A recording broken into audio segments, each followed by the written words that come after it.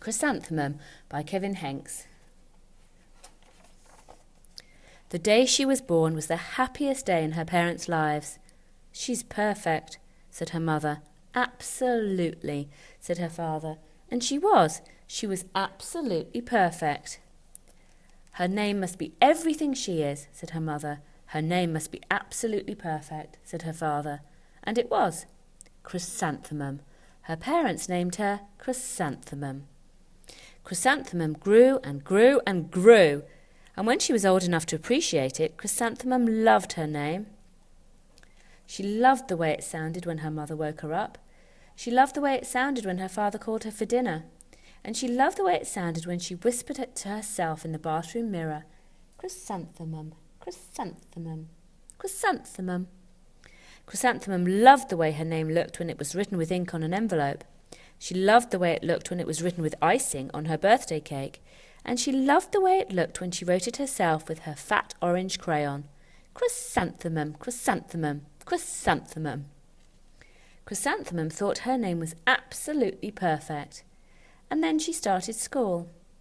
On the first day, Chrysanthemum wore her sunniest dress and her brightest smile. She ran all the way.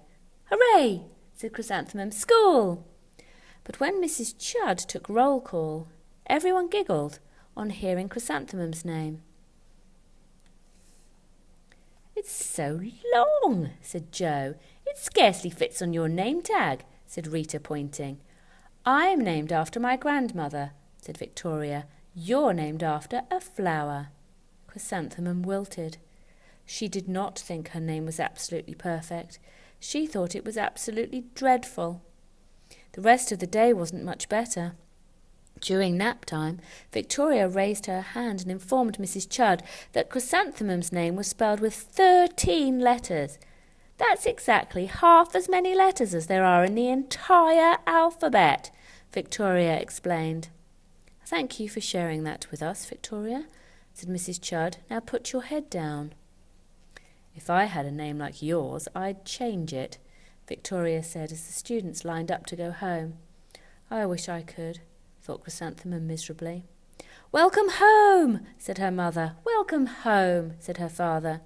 "School is no place for me," said Chrysanthemum. "My name is too long. It scarcely fits on my name tag, and I'm named after a flower." "Oh, pish," said her mother. "Your name is beautiful." "And precious and priceless and fascinating and winsome," said her father. "It's everything you are," said her mother. "Absolutely perfect," said her father. Chrysanthemum felt much better after her favourite dinner, macaroni and cheese with ketchup, and an evening filled with hugs and kisses and parcheesi. That night Chrysanthemum dreamed that her name was Jane. It was an extremely pleasant dream. The next morning, Chrysanthemum wore her most comfortable jumper.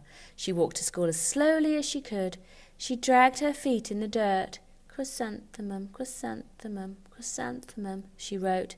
"She even looks like a flower," said Victoria as Chrysanthemum entered the playground. "Let's pick her," said Rita, pointing. "Let's smell her," said Joe.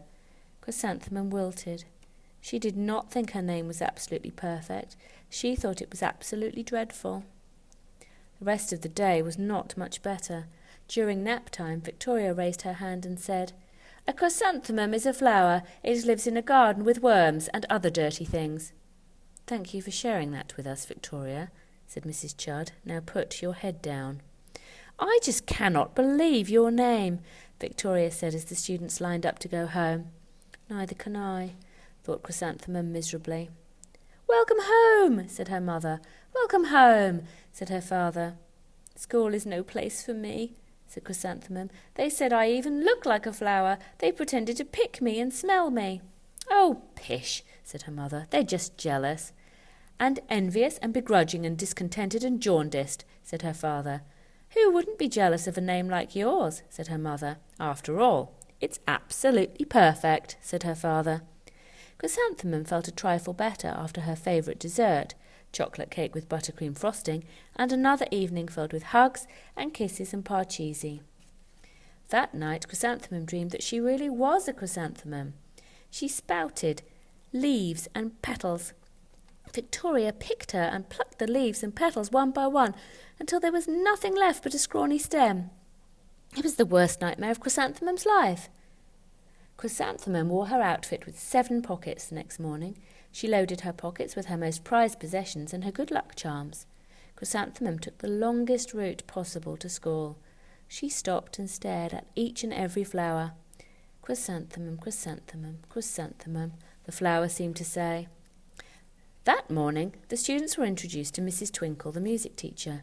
Her voice was like something out of a dream, as was everything else about her. The students were speechless. They thought Mrs. Twinkle was an indescribable wonder. They went out of their way to make a nice impression. Mrs. Twinkle led the students in scales. Then she assigned roles for the class musical. Victoria was chosen as the Dainty Fairy Queen. Rita was chosen as the Spiffy Butterfly Princess. Jo was chosen as the all-important Pixie Messenger. And Chrysanthemum was chosen as a daisy. Chrysanthemum's a daisy! Chrysanthemum's a daisy! Jo, Rita and Victoria chanted, thinking it was wildly funny. Chrysanthemum wilted. She did not think her name was absolutely perfect. She thought it was absolutely dreadful. "What's so humorous?" asked Mrs. Twinkle. "Chrysanthemum," was the answer. "Her name is so long," said Jo. "It scarcely fits on her name tag," said Rita, pointing. "I'm named after my grandmother," said Victoria. "She's named after a flower." "My name is long," said Mrs. Twinkle. "It is?" said Jo. "My name would scarcely fit on a name tag," said Mrs. Twinkle. "It would," said Rita, pointing. "And," said Mrs. Twinkle, "I'm named after a flower too." "You are?"